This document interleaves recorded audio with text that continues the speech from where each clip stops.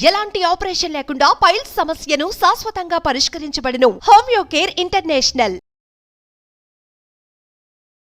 నమస్కారం విజయపేదన గారు. నమస్తే నాగరాజ్ గారు. ఒక మనిషికి అంటే ఇప్పుడు నేను జనరేషన్ చూస్తూ ఉన్నాను, ఇవి నేను కూడా రియలైజ్ అవ్వాల్సినటువంటి పాయింట్ ఏదైనా ఉంది అని అంటే అటెన్షన్ స్పాన్ అన్న చాలా చాలా చాలా తక్కువ ఉంది. ప్రతి మనిషికి ఓపిక చాలా తక్కువ.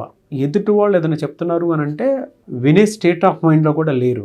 ఒక మనిషికి ఓపిక ఏ మేరకు ఉండాలి అండ్ ఒకవేళ కొన్నిసార్లు మనకు లేదు అనుకున్నప్పుడు దాన్ని ఏ విధంగా తెచ్చుకోవాలి? ఓపిక ఇప్పుడు చాలా మంది దగ్గర కరువు అయిపోతున్న ఒక నైపుణ్యం. ఎందుకంటే ఓర్పు, ఓపిక ఈ రెండు సైమల్టేనియస్గా మనకి జీవితంలో ప్రతి సందర్భంలో పొద్దున లేచిన దగ్గర నుంచి ప్రతి విషయంలో ఓర్పు, ఓపిక అనేది మనిషికి అత్యవసరం. అసలు అది చాలా సందర్భాల్లో దాన్ని మనం మైండ్ఫుల్గా దాన్ని గమనించం కూడా. కానీ ప్రతిదానికి ఆ ఓర్పు, ఆ ఓపిక అది చిన్న పని కాడి నుంచి పెద్ద పని వరకు అది ఉంటేనే ఆ పని సక్సెస్ఫుల్గా అవుతుంది. ఇప్పుడు ఎక్కడో దాకెందుకు, పొద్దున్నే కాఫీ కావాలి మనకి. ఒకప్పుడు పాలు పొంగొచ్చే వరకు నీకు ఆ ఓపిక ఉండాలి. పూర్తిగా కాకుండా నువ్వు కాఫీ కలుపుకోలేవు కదా. అలాగే అన్నం వండుకుందాం అనుకుంటాం. అన్నం అంటే కడిగి పెట్టేసి స్టవ్ మీద పెట్టి 2 నిమిషాల్లో అన్నం కావాలి అని అనుకుంటే కుదరదు. లేదా ఒక 4-5 విజిల్స్ నీకు అర్జెంటుగా భోజనం కావాలి కదా అని చెప్పి 5-6 విజిల్స్ రానిచ్చి ఆ విజిల్ ఆ గాలి ఆ ప్రెషర్ పోయేంత టైం ఇవ్వకుండా పీకి పాకం పెట్టామనుకోండి, మొహం మీద ఆవిరి కొట్టడం తప్పితే అక్కడ అన్నం అవ్వదు, నీకు టైము వేస్ట్. అంటే ప్రతి పనికి దానికి కేటాయింపబడాల్సినంత టైము ఇవ్వగలగటం, ఆ టైము ఇచ్చి అది పూర్తయ్యే వరకు ఎదురు చూసే ఓపిక, ఓర్పు మనకి ప్రతి విషయంలోనూ కావాలి. అది అన్నం వండే దగ్గర నుంచి ఎన్నో సాధించే వరకు. అవునా? ఇప్పుడు కన్సీవ్ అవుతారు, 9 నెలలు వెయిట్ చేసే ఓపిక, ఓర్పు ఉండాలి కదా. ఇన్స్టెంట్గా కావాలంటే పిల్లలు రారు కదా. నేచర్లా ఎగ్జాక్ట్లీ దానికి అగెనిస్ట్ వెళ్ళకూడదు. లేదంటే మీరు ఇందాక అన్నట్లు ఆ విజిల్స్ వచ్చేంత వరకు వెయిట్ చేయకుండా ఒకటేసారి ఓపెన్ చేస్తే మొహం మారుతుంది. ఇది అంతే. సో ఇది కొన్ని కనిపించే విషయాలకి మనకి తెలుసు, కొన్ని మనకి అంతర్లీనంగా అవి ఇంకిపోయి ఉంటాయి. కాబట్టి 9 నెలలకి ఎప్పుడు పుట్టాలనుకుంటే 7 నెలల తర్వాత వాళ్ళ టైం ప్రకారమే వాళ్ళు వస్తారు, మనం వెయిట్ చేయాలి అనేది మనకు తెలుసు. నీకు నచ్చినా నచ్చకపోయినా, నడువు నొప్పున్నా, ఏ ఇబ్బందులున్నా ఆ టైం వరకు ఓర్పుగా, ఓపికగా ఎదురు చూడాల్సిందే. అలాగే విత్తనాలు నాటుతాము, దాని టైం అయ్యి ఆ మొక్క పరిపక్వానికి వచ్చి ఆ పంట మన దిగుబడి చేతికి వచ్చే వరకు నువ్వు వెయిట్ చేయాల్సిందే. ఇదే మన వ్యక్తిత్వంలోకి, మన పర్సనాలిటీలోకి ఈ ఓర్పు, ఓపిక అనేది మనం ఎందుకు అంటే ఆపాదించుకుని ఎందుకు ఉండలేకపోతున్నాం. ఏంటంటే మనిషికి అన్నీ ఇవాళ ఇన్స్టెంట్ గ్రాటిఫికేషన్. ఎలా అంటే అయిపోవాలి, ఎలా అంటే అయిపోవాలి, ఏది వెయిట్ చేయకూడదు. ఒకప్పుడు మనకు ఒక బిర్యానీ తినాలి అనిపించిందంటే దానికి కావాల్సిన సామాగ్రి తెచ్చుకోవటానికి ఒక పూట, అంటే మనం ఇప్పుడు తినాలి అని, రాత్రికి తినాలని మనం ఇప్పుడు అనుకుని దానికి కావాల్సినవన్నీ ఏర్పాటు చేసుకుని సాయంత్రం రాత్రికి బిర్యానీ వండుకుని తినేవాళ్ళం. అందులో డెస్పరేషన్ ఏం ఉండేది కాదు ఇప్పటికిప్పుడు తినాలని. బట్ ఇప్పుడు అలా కాదు కదా. ఇప్పుడు గుర్తొచ్చింది, 10 నిమిషాల్లో అర్జెంటుగా బిర్యానీ కావాలి, స్విగ్గీలో జొమాటోలోనో ఆర్డర్ ఇచ్చే పరిస్థితి వచ్చింది తప్పితే సాయంత్రం తిందాము అనే వెయిట్ చేయటం అనేది ఇప్పటికీ అవసరం లేకుండా అవి అంటే ఫోర్స్ఫుల్గా కూడా కొన్ని తోసేయబడినాయి మన మీదకి. ఇప్పుడు స్విగ్గీ జొమాటోలు లేనంతకాలం మనం ఆబ్వియస్గా సాయంత్రం వండుకునే తినేవాళ్ళం కదా, లేదా హోటల్కి వెళ్ళి తినేవాళ్ళం.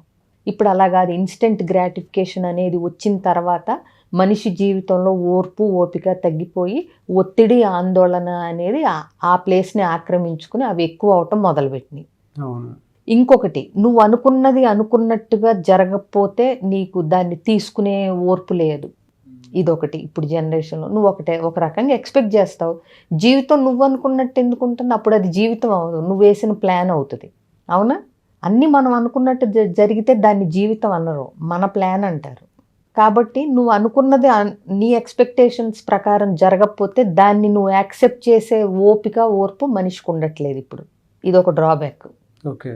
అలాగే అన్నీ వెంటనే అయిపోవాలి, అనుకున్న వెంటనే అయిపోవాలి అనే ఒక ఫాల్స్ ఎక్స్పెక్టేషన్స్. దానికి కావాల్సిన టైము అంటే నువ్వు సంవత్సరం అంతా చదవవు, ఎగ్జామ్ ముందు రోజు చదువుతావు, పాస్ అయిపోవాలనుకుంటావు, 70 మార్కులు వచ్చేయాలనుకుంటావు, నీకు అవి రావు, నువ్వు సరిగ్గా నీ దగ్గర కాన్సెప్ట్ ఉండదు, నీకు స్టార్టింగే ₹1,00,000 ఉద్యోగం కావాలని ఎక్స్పెక్ట్ చేస్తాడు ప్రతోడు. అవునా?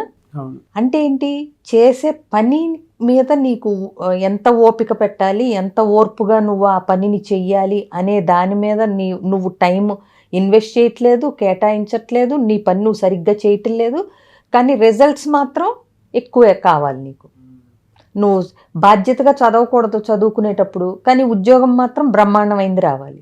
అంటే ఏంటి, చేసే పనికి వచ్చే రిజల్ట్కి ఎక్కడ సమన్వయం కానీ పొంతన కానీ ఇచ్చే కరెక్ట్గా ఎంత ఇవ్వాలి అనేది నీ దగ్గర మ్యాచింగ్ లేదు. అంటే ఒళ్ళొంచటం తక్కువ, ఆశించటం ఎక్కువ. అందుకనే మీరు ఫస్ట్ అన్న అటెన్షన్ స్పాన్ కానీ, ఏకాగ్రత లెవెల్స్ కానీ, ఓర్పు ఓపికలు కానీ మనిషికి తగ్గిపోతూ వస్తున్నాయి. ఓకే, అంటే జనరల్గా మీరు చెప్పినట్లు ఓపిక్గా ఉన్నాము అనుకుందాం ఫర్ ఎగ్జాంపుల్. మామూలుగా అది ఓపిక్గా ఉండటం అనేది కూడా మనకు డ్యామేజ్ జరిగేంత వరకు కొన్నిసార్లు మనం తెలుసుకోలేము. ఆ ఓపిక కూడా ఒక హద్దులు ఉంటాయి కదా, కొన్నిసార్లు మనకు అవమానపరిచేంత వరకు కూడా మనం నిద్రలేము, కాన్షియస్నెస్ లోకి రాము. అది ఏ మేరకు ఉండాలి? అది ఎస్పెషల్లీ మీరు చెప్పేది ఎక్కువ రిలేషన్షిప్స్ లో వస్తుంది. ఏంటంటే అవతల వ్యక్తి మనల్ని ఎంత గ్రాంటెడ్గా తీసుకుని ఎంత చులకం చేస్తున్నా కానీ కొంతమంది అవసరానికి మించిన ఓర్పు వహిస్తూ ఉంటారు. దానివల్ల ఏమవుతుందంటే you will be taken for granted, అవతలాళ్లలో మార్పు రాదు. ఎందుకంటే నువ్వు నిన్ను ఇబ్బంది పెడుతున్నది ఏ విషయం వాళ్ళ నుంచి అనేది నువ్వు వాళ్ళకి చెప్పట్లేదు, నువ్వు భరిస్తూ పోతున్నావు. వాళ్ళు ఏమనుకుంటారు, మేము చేసేది కరెక్టేనేమో అందుకే అవతల వ్యక్తి భరిస్తూ పోతున్నారు, ఓర్పుగా ఉంటున్నారు, ఉండకేం చేస్తారు, ఉండాల్సిన అవసరం వాళ్ళది అనే ఒక భ్రమలో వాళ్ళని మనమే ఉంచుతున్నాం అతిగా ఓర్పుగా ఉండటం వల్ల. నువ్వు ఓర్పుగా ఉండు, కానీ వాళ్ళు చేసిన తప్పుని వాళ్ళకి కమ్యూనికేట్ చేయగలిగావా? కొన్నిసార్లు ఓర్పు అవసరం. ఇప్పుడు ఓటమిని ఎదుర్కోవటానికి ధైర్యం కంటే కూడా ఓర్పు ఎక్కువ అవసరం. కానీ ఎందులో ఓటమి, రిలేషన్షిప్లోనా, జీవితంలోనా, కెరియర్లోనా, ఎక్కడ ఓటమి ఎదుర్కొంటున్నావు, నువ్వు ఎలాంటి ఓర్పు ఎలాంటి ధైర్యాన్ని ప్రదర్శిస్తున్నావు అనేది ఫస్ట్ అసలు నీ క్లారిటీ ఉందా? ఓర్పు అవసరమే రిలేషన్షిప్లో, దాన్ని నిలబెట్టుకోవటానికి ఓర్పు అవసరమే. ఒక పని జరగాలంటే దానికి ఎంత టైము ఇవ్వాలి, ఆ ఓర్పు ఎంత ఓపికగా ఉండాలి అది అవసరమే. అవతల వ్యక్తిని క్షమించి లెట్ గో చేసి ఫర్గివ్ చేయటంలో నీకు ఓర్పు అవసరమే, లేకపోతే ఏ ఇద్దరు వ్యక్తులు కలిసి ఉండలేరు. అంటే దీనికి లేయర్స్ ఏమైనా ఉన్నాయండి? అంటే ఎంతవరకు భరించాలి, మన సెల్ఫ్ రెస్పెక్ట్ దెబ్బ తినకుండా ఉండేంత వరకు అని అంటే లేయర్స్ ఎలా డిఫైన్ చేసుకోవాలి? అందరికీ ఒకటే మందు ఇవ్వలేం కదా, అవునా? ఇప్పుడు 103 వచ్చినప్పుడు రోజుకు 3 సార్లు 4 సార్లు 6 గంటలకు ఒకసారి వేసుకోమంటాం పారాసిటమాల్. అదే 100 ఉన్నప్పుడు కూడా 4 ట్యాబ్లెట్లు వేసుకోమనం కదా, 8 గంటలకు ఒకసారి వేసుకోమంటాం. సో అంటే సందర్భాన్ని బట్టి, మనుషుల్ని బట్టి అక్కడ పాటించాల్సిన ఓర్పు ఎంత అన్నది కూడా నీకు నువ్వే తెలుసుకోగలగాలి. ఒకటే ఘాట్లో ప్రతిదీ కట్టేయలేం మనం. దీన్ని ఓవర్కమ్ అవ్వాలంటే నువ్వు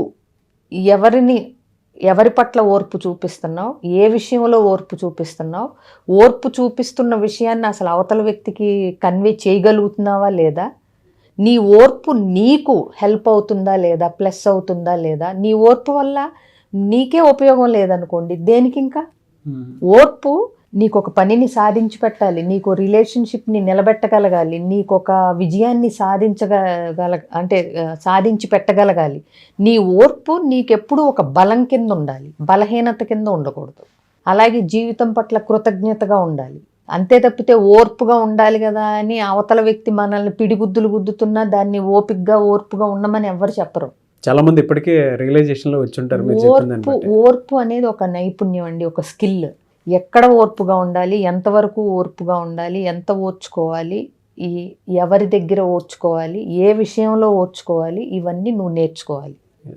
దీనికి పార్ట్ 2 చేద్దామని.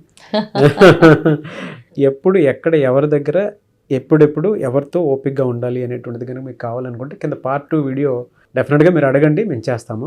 లేదు అనుకుంటే కౌన్సిలింగ్కి వెళ్ళాలి అనుకుంటే మ్యామ్ మీరు టైం ఇస్తారు కదా కౌన్సిలింగ్. తప్పకుండా అండి. స్క్రీన్ మీద కొంతమందికి ఓపిక ఉండదు అందుకు. అదే చెప్పాను కదా, నువ్వు ఓర్పు నేర్చుకుంటే నీకు ఉపయోగం అనుకున్నప్పుడు ఆటోమేటిక్గా ఓపిక వస్తుంది.